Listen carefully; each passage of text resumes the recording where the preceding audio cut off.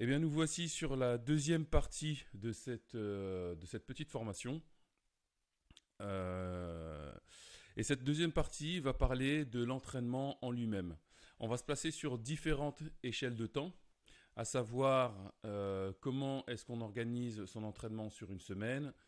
Ensuite, comment on réalise, comment on structure son entraînement, une séance, comment on structure une séance. Et dernièrement, un point sur la carrière. Qu'est-ce qu'on fait? À quel âge? Alors avant tout ça, je vais parler un petit peu des archétypes d'entraînement. Quand j'entends par archétype des choses, des comportements que je vois régulièrement.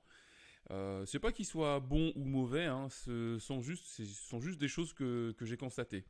Alors, il y a des avantages à se comporter de telle ou telle façon, et il y a aussi des inconvénients. Moi, je vais essayer de vous proposer une façon de vous entraîner qui va prendre un peu le meilleur de tout.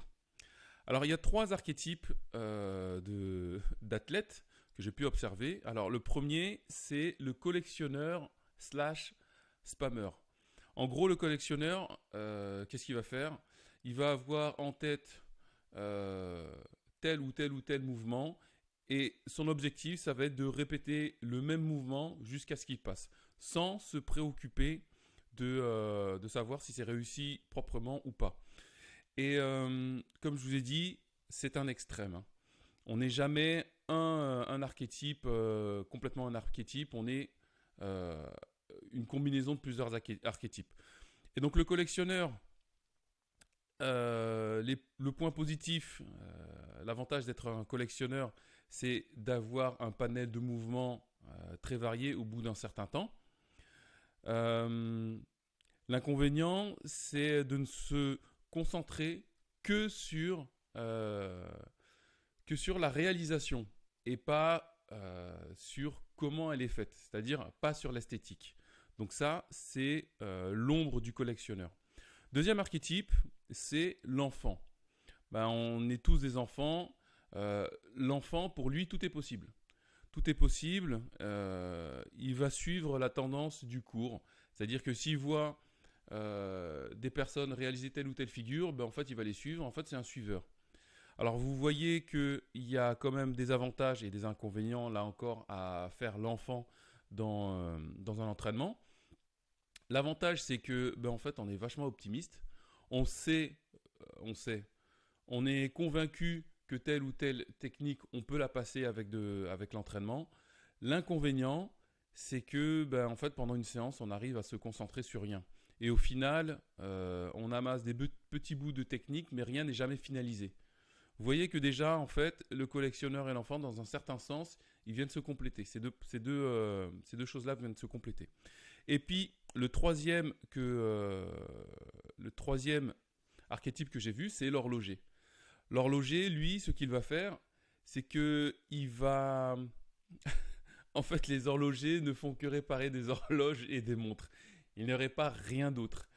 Et en fait, l'horloger, c'est quelqu'un qui va choisir un mouvement et qui va passer son temps à le peaufiner sans essayer de l'incorporer dans un combo. Et en fait, tant que ce ne sera pas propre à 100 voire 200%, mais en fait, l'horloger, il ne va pas aller jusqu'au bout. Et donc, en fait, l'horloger, il va. Le point positif, c'est que l'horloger, c'est quelqu'un qui va avoir des mouvements extrêmement propres. Et moi, je me retrouve un petit peu dans cet archétype, hein. Alors, il va avoir des mouvements très propres parce qu'en fait, c'est vraiment son exigence que ce soit propre, mais il va pas essayer de les enchaîner et augmenter la difficulté parce qu'en fait, il pense que si on veut avoir un combo 100% réussi, il faut que 100% des figures soient individuellement réussies. Et c'est aussi ça l'ombre de l'horloger. Donc là, vous avez les trois archétypes d'entraînement, d'athlètes perçus. Maintenant, voici ce que je vais vous préconiser. Je, Vous allez prendre possession de chacun de ces archétypes, les points positifs dans les entraînements. Alors, ce que je préconise, c'est quatre types d'entraînement. Le premier entraînement va viser des mouvements isolés. En gros, vous allez faire un petit peu l'horloger. Vous allez choisir une batterie de mouvements, genre éventuellement le rise, le B-twist, le cork, et vous allez les travailler individuellement pour que l'exécution soit nickel et s'approcher du 100% de réussite. Et quand je dis 100% de réussite, hein, c'est pas réussir sans essai avoir 100 réussites sur 100 essais. C'est faire un mouvement qui est propre, qui vous satisfait. Donc ça, c'est le premier type de séance. Deuxième type de séance, c'est travailler les transitions. Travailler les transitions, c'est-à-dire que vous allez prendre deux mouvements, donc par exemple le hook et le rise, vous allez travailler hook et rise. Vous n'allez pas vous concentrer sur le hook et sur le rise, vous allez vous concentrer sur la transition entre les deux. Votre travail dans cette séance, ça va être de peaufiner la fluidité entre ces deux mouvements. Alors vous pouvez mettre 2 voire 3 mouvements, et lorsque vous avez par exemple un mouvement, un enchaînement à réaliser tel que, allez, un truc très simple, 540, hook, roue, full. En fait, ce que vous allez faire à cet entraînement, c'est travailler les transitions une par une. C'est 540 hook, ensuite hook, roue, et ensuite roue, full. Après, on les combine par 3. Et là, en fait, vous allez vous filmer, mais ça, on va y revenir plus tard. Vous allez vous filmer pour vous corriger. Troisième partie, qui est une partie très impliquante physiquement, ce sont les combinaisons. Là, en fait, c'est un niveau au-dessus des transitions. Vous allez chercher à combiner. Je vous ai parlé de l'enchaînement tout à l'heure. Vous n'allez pas vous concentrer sur les transitions, vous allez vous concentrer sur le bloc en lui-même, sur la combinaison en elle-même. Et donc, vous allez répéter cette combinaison. Donc, dans cet entraînement-là, vous allez avoir une liste de combinaisons de choses à réaliser. Et je vous ai parlé de 4 séances. La dernière séance, dernier type de séance, c'est un complément sportif. Alors, moi, je l'appelle complément sportif parce que c'est pas obligé que ce soit absolument du renfort, des abdos, des pompes, des trucs très classiques. Ça peut être un sport complémentaire au tricking. Je vous ai parlé dans la première partie de qualité physique. Le tricking va développer certaines qualités physiques. Il va venir améliorer certaines de ses qualités physiques, mais il va venir aussi réduire certaines autres. Vous allez réduire certaines autres et créer des problèmes aussi, créer des tensions au niveau du corps, au niveau des muscles. Et donc faire un sport qui est complémentaire au tricking, qui vient par exemple combler les déséquilibres gauche-droite, les déséquilibres musculaires que vous allez créer avec le tricking, c'est une bonne chose. C'est pour ça que je mets complément sportif. Donc maintenant, ce qu'on va voir, c'est l'organisation sur une semaine. On va parler déjà de fréquence, tout simplement. J'ai segmenté ça en 4 niveaux, en 4 fréquences. La première, c'est une séance par semaine. Alors, une séance par semaine, c'est pas vraiment ce que je préconise. Après, si vous n'avez pas le choix, bon, ce sera comme ça. Mais une séance par semaine ne vous permet pas de mémoriser suffisamment. C'est-à-dire que vous avez le temps d'oublier ce que vous avez découvert d'une semaine sur l'autre. Et l'autre inconvénient, c'est que ce n'est pas suffisant pour que votre corps change et s'adapte à la discipline. Donc une séance par semaine, je ne recommande pas trop. Ensuite, vous avez 2 à 3 séances par semaine. Donc ça, pour moi, c'est vraiment l'idéal. Parce que, alors, je précise une chose, je ne l'ai pas dit tout à l'heure. Quand je parle de 1, 2, 3, 4, 5, 6 séances, ce sont les séances de tricking pur. C'est-à-dire que je ne compte même pas dedans le complément sportif. Donc 2 à 3 séances de tricking pur par semaine, c'est ce que je recommande. Parce que en étalant ces 2 à 3 séances par semaine dans la semaine, en fait, on n'a pas le temps d'oublier ce qu'on a appris, la séance d'avant, et on peut facilement reprendre là où on s'était arrêté. Voilà, et en plus de ça, le corps s'habitue. 4 à 5 séances par semaine, là, il va falloir commencer à faire un peu un travail d'horloger. Pourquoi ? Parce que, donc je vous rappelle que c'est vraiment sans le complément sportif, 4 à 5 séances par semaine, ça fait presque une séance, si vous êtes à 5 séances, ça fait presque une séance par jour. Hein. Donc vous allez à un moment donné avoir une séance et le lendemain vous allez vous entraîner. Et le problème qui va se poser, ça va être la récupération.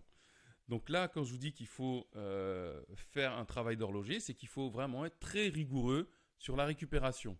Aller se coucher tôt, manger correctement, planifier ses entraînements, c'est vraiment être très rigoureux. Ça demande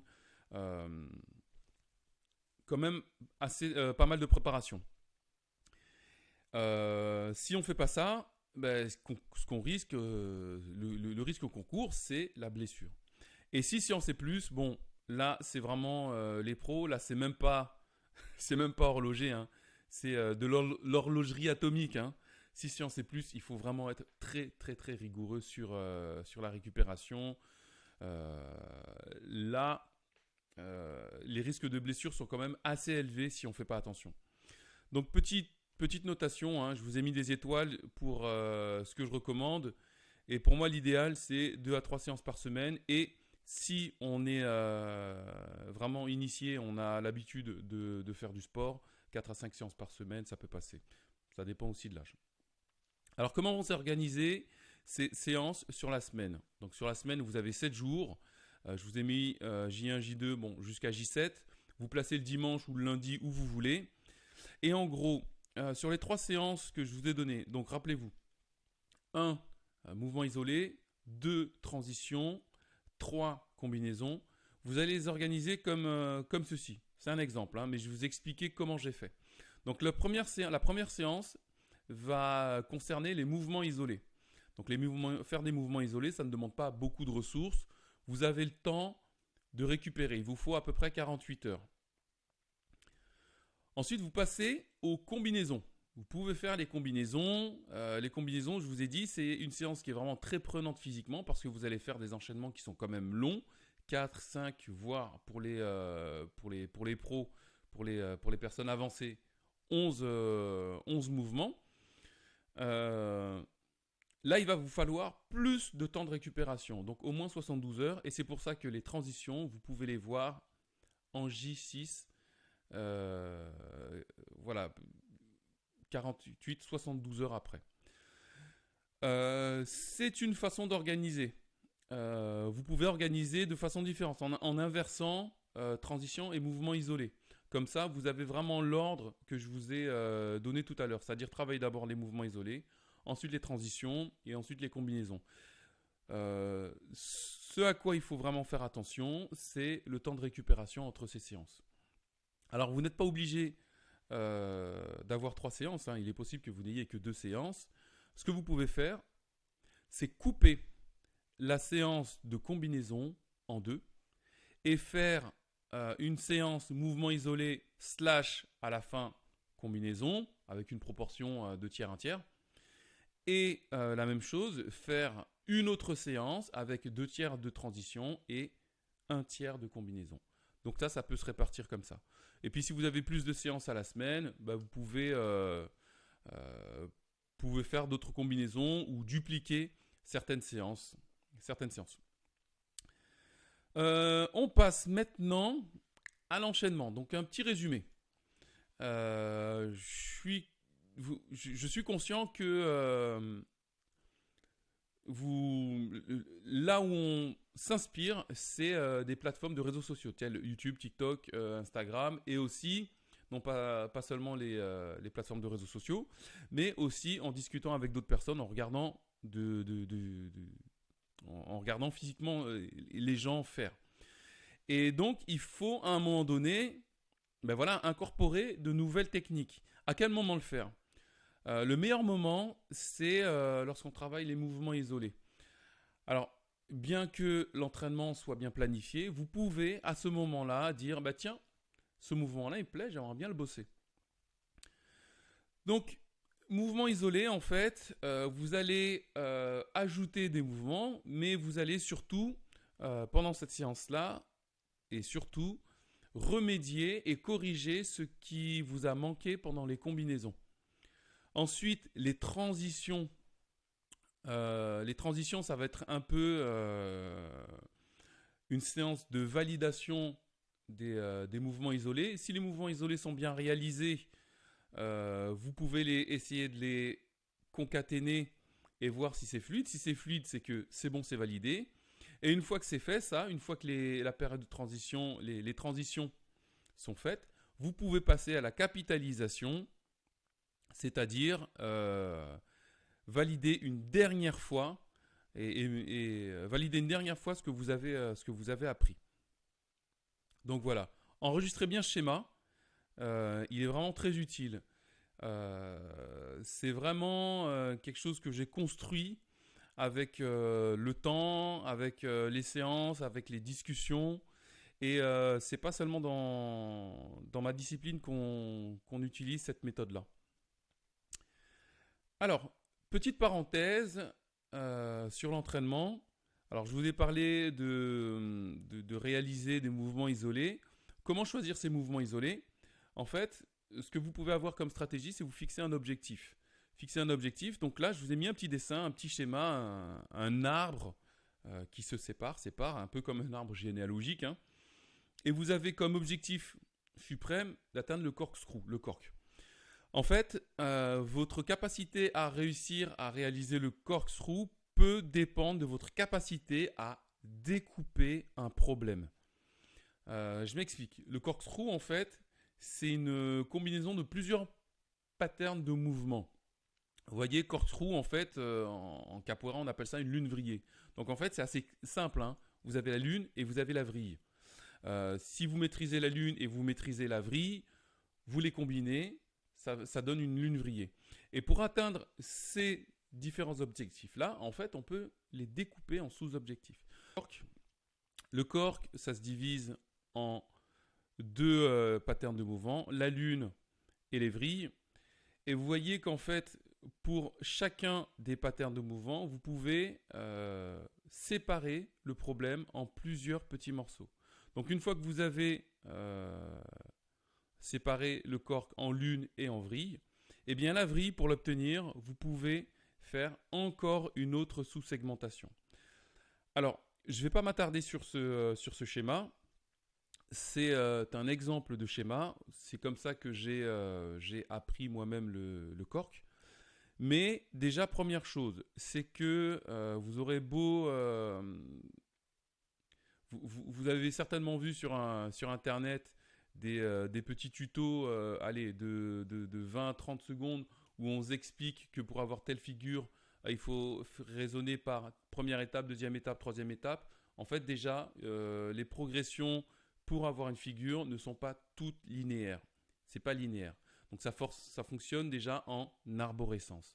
Et deuxième chose, c'est que quand on regarde tout ceci, vous avez au niveau des feuilles un paquet de mouvements à obtenir qui sont des mini-objectifs pour obtenir votre cork. Le fait de travailler de cette façon, en arborescence, ça vous permet non seulement de garder votre détermination, c'est-à-dire qu'il ne suffit pas genre de juste lancer des corks et tomber, et tomber, et tomber. En fait, non. Vous avez des petites étapes à franchir. Et le fait d'avoir des petites étapes à franchir et de réussir ces étapes petit à petit, ça permet de maintenir votre niveau de motivation. Et ça, c'est vraiment important. Donc voilà. Donc la capacité à découper les problèmes, c'est vraiment très important. Comment s'organise une séance? C'est ce que vous attendez tous, j'imagine. Donc sur mon calepin, parce que c'est important d'avoir un endroit où on note ces séances. Alors, je sais que certains n'en ont pas besoin, hein. Ils mémorisent, ils savent très bien ce qu'ils vont faire, mais c'est quand même bien d'avoir un calepin. Pourquoi? C'est parce qu'en fait, on peut voir aussi son évolution dans le temps et voir ce qui a été réalisé déjà. Alors, plusieurs règles à suivre, plusieurs adages. N'ayez pas peur des routines. Les routines, ça fait du bien. Ça fait du bien d'avoir la même structure d'entraînement. Ça fait du bien d'avoir un peu les mêmes patterns de mouvement qu'on voit à l'échauffement. Tout ça, ça fait du bien. Donc les routines, ça fait du bien. N'ayez pas peur des routines. Donc comme je vous disais tout à l'heure, noter et planifier, ça ne vous empêche pas d'improviser pendant la séance. Il faut vous laisser, lorsque vous préparez votre séance, une petite place pour pouvoir improviser et vous laisser porter par ce qui vient. Donc c'est faire un petit peu l'enfant. Vous comprenez? Noter, ça vous empêche d'oublier. C'est ce que je disais encore tout à l'heure. C'est que ça ne sert pas seulement à planifier votre séance, le fait de noter, ça vous sert aussi à vous rappeler de ce qui a été fait, vous rappeler des réalisations. Planifier, le fait de planifier, préparer la séance et dire qu'on a tel objectif, ça vous empêche d'abandonner. Donc ça permet de maintenir la motivation. Donc ça, c'est une bonne chose. Donc vous pouvez avoir une vue sur votre parcours, vous pouvez avoir une vue sur vos progrès en notant. Et une chose très importante, soyez exigeant avec vous-même. C'est important d'être exigeant. Mais ne soyez pas impitoyable. Il y a une différence entre exigeant et impitoyable. Vous n'êtes pas des super-héros. Vous voyez sur Internet des personnes réaliser des figures qui sont quand même assez impressionnantes. Vous avez envie d'avoir ces figures. Vous avez envie d'avoir le double cork, le triple cork. Mais très bien. Vous êtes exigeant avec vous-même. Vous avez envie d'aller plus loin. Mais rappelez-vous que ce que vous faites, 99,999% de la population terrestre ne le fait pas. Donc soyez exigeant quand vous réalisez quelque chose. Il faut que ce soit réalisé de la façon la plus esthétique possible. Faites les plus beaux corks que vous pouvez faire. Faites les plus belles figures. Mais ne soyez pas impitoyable avec vous-même. C'est vraiment important de rappeler ça. Ayez de l'amour pour ce que vous faites. Ayez de l'amour pour vous-même. C'est vraiment très important. Donc le cœur d'une séance. Donc vous avez la segmentation classique. Échauffement, cœur de séance et retour au calme. Je vais vous détailler un petit peu ce qui va se passer. Donc l'échauffement, ça sert un petit peu d'étalonnage. Je vais détailler ça au fur et à mesure. Donc vous avez un éveil articulaire simple. Donc il s'agit d'échauffer les articulations, les épaules, les coudes. C'est très simple. Vous pouvez à ce moment-là faire des exercices de mobilité. Pas besoin d'y passer plus de 10 minutes. Un Tabata léger. Alors Tabata, vous voyez ce que c'est? Le Tabata, c'est un petit protocole d'entraînement. Vous réalisez 20 secondes d'exercice, 20 secondes d'effort et 10 secondes de repos. C'est aussi simple que ça. Et ça, vous le répétez 8 fois. Donc ça dure à peu près 3 minutes, 3 minutes et demie, 4 minutes. Et c'est très bien. Et quand je dis léger, vous faites très simple, des petites montées de genoux, des petites planches, histoire de faire monter la température du corps. Mais comme vous êtes dans un entraînement de trekking, ce dont vous avez besoin, c'est d'explosivité, de puissance. Vous allez faire un deuxième Tabata derrière, et là, vous allez expliquer à votre système nerveux qu'il va falloir être très rapide et explosif. Et là, ce Tabata-là, donc je vous rappelle le protocole, 20 secondes d'effort, 10 secondes de récupération et 8 exercices. Là, vous allez vous mettre un peu dans le rouge. Un peu, mais pas trop. Vous allez être bien chaud, bien essoufflé après ce Tabata-là, mais pas épuisé. D'accord ? Ça, c'est pour expliquer à votre corps que vos muscles, vous allez les utiliser à 100% de leur capacité, voire plus.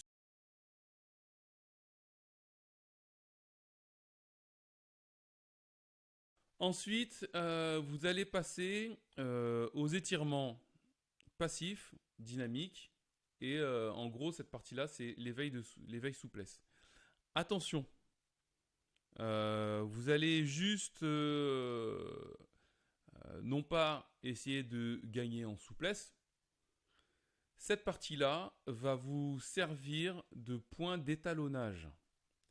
C'est-à-dire que vous allez faire des mouvements d'étirement, des mouvements d'assouplissement, sans aller chercher la douleur, sans aller chercher à augmenter l'amplitude articulaire. Le but, c'est d'étalonner. C'est de dire à votre cerveau, tiens, mon articulation, elle va jusque là. Tiens, cette articulation, elle va jusque là. Tiens, cette articulation, elle va jusqu'à ça.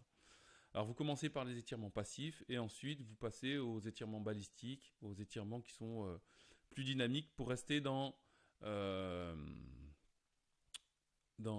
l'esprit explosif. Ensuite, vous avez donc l'échauffement, le corps de séance et le retour au calme. Vous avez une petite transition entre l'échauffement et le corps de séance. Et cette petite transition, en fait, c'est un rappel des gestes de base. Là, en fait, on sort de l'échauffement et on empiète sur le corps de séance. Donc ça, c'est s'échauffer d'un point de vue de la coordination. Alors, dans la plupart des sports, on oublie cette partie de l'échauffement. Répéter les mouvements, ça fait partie de l'échauffement. Vous n'échauffez peut-être pas la partie que vous imaginez, c'est pas vos articulations, c'est pas vos muscles que vous échauffez à ce moment-là, mais c'est votre système nerveux que vous échauffez en lui faisant répéter les patterns de mouvement que vous allez utiliser pendant la séance. Maintenant, on arrive au corps de l'entraînement. C'est un exemple. Moi, ce que je mets, c'est des coups de pied de base. Donc, les coups de pied de base, c'est Tornado, 900, 540, 720, Deleg, etc., etc. Pourquoi je cale les kicks de base? Parce qu'en fait, je viens à ce moment-là utiliser la souplesse, ma souplesse. Je suis obligé d'être dynamique et surtout, j'utilise beaucoup les abdominaux, la sangle abdominale, puisqu'en fait, c'est vraiment des exercices qui demandent du gainage, les coups de pied. Et les fléchisseurs de hanches. Fléchisseurs de hanches, c'est quadriceps c'est quadriceps et comment on appelle je perds tout mon vocabulaire d'anatomie. Et psoas. Et psoas. Donc les fléchisseurs de hanches, c'est tous les muscles qui vont vous permettre de lever les jambes, c'est-à-dire donner des coups de pied de base.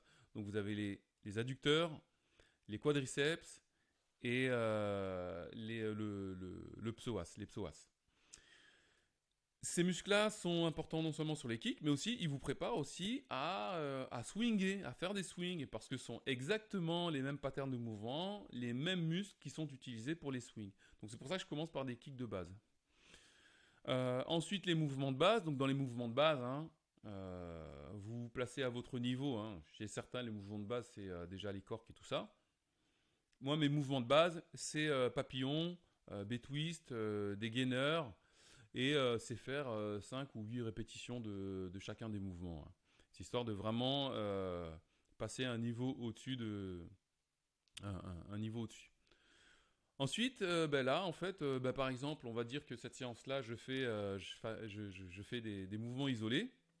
Et bien, pendant cette séance-là, moi, comme je suis un horloger, je vais peaufiner des mouvements. Et les mouvements que je vais peaufiner, ça va être, par exemple, faire un aérial du mauvais côté.